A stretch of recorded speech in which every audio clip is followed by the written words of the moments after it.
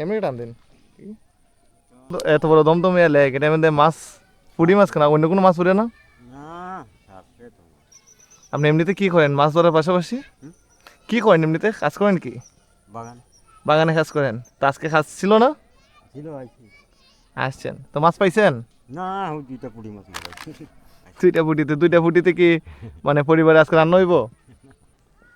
আসলে দেখেন মানুষ কতটা স্বনির্ভর।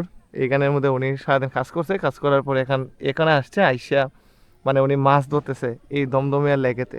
যদিও উনি আশাচ্যুত, মানে অনেকক্ষণ ধরে চেষ্টা করছে, যদি 2টা পুঁটি মাছের বেশি পান নাই। দেখি মাছটা আপনার, ঠিক আছে, অনেক দাইন দাইন